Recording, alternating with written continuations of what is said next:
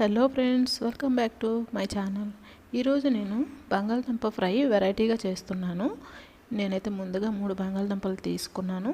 దీన్ని తొక్క తీసి మనం ఇలా చిన్న చిన్న ముక్కలు కట్ చేసి వాటర్లో ఒక 2 సార్లు కడిగేసుకొని మళ్ళీ వాటర్ వేసి ఉంచుకోవాలి. ఇప్పుడు దీనికి మసాలా అనేది ఎలా చేయాలో చూపించబోతున్నాను. ముందుగా మిక్సీ జార్ తీసుకోండి. ఇందులో కొద్దిగా కొబ్బరి మరియు చిన్న ఇంచు అల్లం ముక్క, ఒక 5 వెల్లుల్లి రబ్బలు మరియు 2 పచ్చిమిరపకాయలు, ఇందులో మనం ఒక టేబుల్ స్పూన్ పల్లీలు, ఒక హాఫ్ టేబుల్ స్పూన్ వరకు నువ్వులు వేసుకొని దీన్ని వాటర్ వేయకుండా పేస్ట్ చేసుకోవాలి. ఈ విధంగా చేసుకోవాలి. ఇది ఇలా చేసుకున్నాక పక్కన పెట్టేసుకోండి. ఇప్పుడు స్టవ్ వెలిగించి ఒక ప్యాన్ పెట్టుకొని దానిలో 2 టేబుల్ స్పూన్ ఆయిల్ అనేది వేసుకోవాలి. ఎందుకంటే మనం బంగాళదుంప ఫ్రై చేసేటప్పుడు ఆయిల్ అనేది కొద్దిగా ఎక్కువ అవుతుంది, కానీ 2 టేబుల్ స్పూన్ అయితే సరిపోతుంది. ఇప్పుడు ఇందులో మనం పోపులు అనేవి వేసుకోవాలి. ఈ పోపులు వేసుకున్నాక ఇవి కొద్దిగా ఫ్రై అవ్వాలి. ఇవి కొద్దిగా కలర్ చేంజ్ అయ్యాక మనం ఒక మీడియం సైజు ఆనియన్ అనేది కట్ చేసి చిన్న చిన్న ముక్కలుగా కట్ చేసి వేసుకోవాలి. చూసారు కదా, ఈ విధంగా కట్ చేసి వేసుకోండి. వేసుకున్నాక వీటన్నిటిని కూడా మనం కొద్దిగా కలర్ చేంజ్ అయ్యే వరకు ఫ్రై చేసుకోవాలి.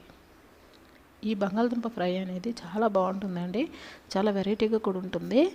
ఇది మనం పప్పుచారుతో కానీ, పప్పుతో కానీ, లేదా చపాతీలో కానీ, లేదా అన్నంలో కలుపుకొని తిన్నా కూడా చాలా బాగుంటుందండి. ఇది అంత బాగుంటుంది.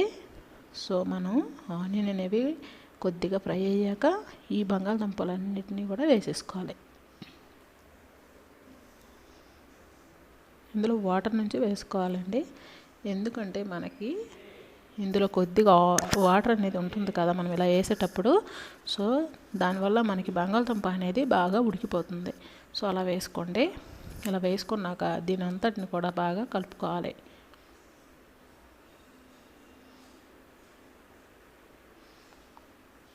చూసారు కదా, ఇలా ఒక 5 నిమిషాల పాటు ఉడికించుకొని మనం దీనికి మూత పెట్టి ఒక 10 నిమిషాల పాటు ఉడకనివ్వాలి. ఒక 10 నిమిషాల తర్వాత మనం మూత తీసి చూస్తే చూసారు కదా, ఈ బంగాళదుంప అనేది మనకి కొద్దిగా ఫ్రై అయ్యి ఉంటుంది. దీన్ని మళ్ళీ కలుపుకోవాలి బాగా.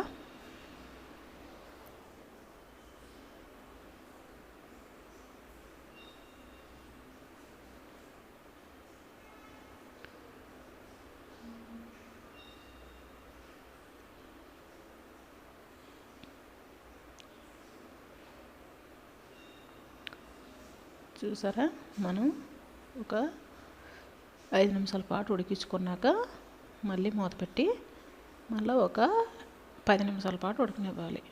ఆ 10 నిమిషాల తర్వాత తీస్తే మనకి మ్యాక్సిమం బంగాళదుంప అనేది ఉడికిపోతుంది.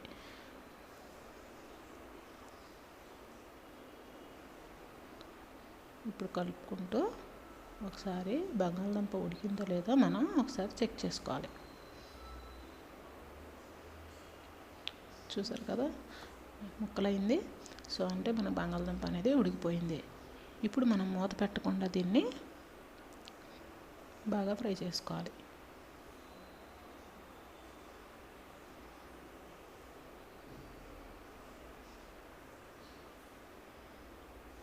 ఇది కొద్దిగా ఉడికాక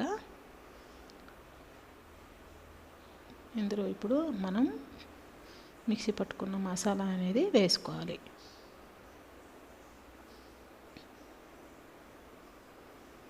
ఇలా మొత్తం వేసేసుకొని మనం దీన్ని బాగా మొత్తం అంతా కలిసేటట్టు కలుపుకోండి.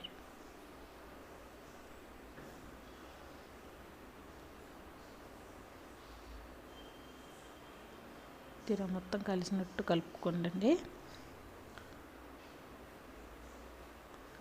ఇలా చేయడం వలన మనకి బంగాళదుంప ఫ్రై అనేది చాలా బాగుంటుందండి. మీరు ఒకసారి ట్రై చేయండి. మీకు ఎలా వచ్చిందో నాకు కామెంట్ రూపంలో తెలియజేయండి.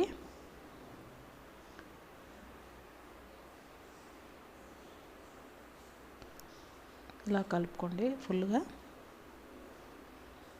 ఇలా కలుపుకున్నాక మనం ఒక దీన్ని ఒక 3-4 నిమిషాల పాటు ఉడకనిచ్చిన తర్వాత ఇందులో 1/2 టేబుల్ స్పూన్ వరకు ధనియాల పౌడర్ వేసేసుకోవాలి. మరి 1/2 టేబుల్ స్పూన్ వరకు జీలకర్ర పొడి కూడా వేసేసుకోవాలి. ఇప్పుడు ఒక 1/2 టేబుల్ స్పూన్ వరకు పసుపు,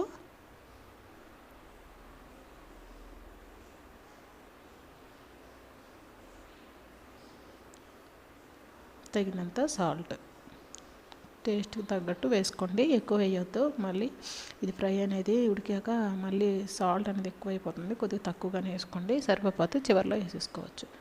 వేసుకున్నాక మనం దీని అంతటిని కూడా బాగా కలుపుకోవాలి.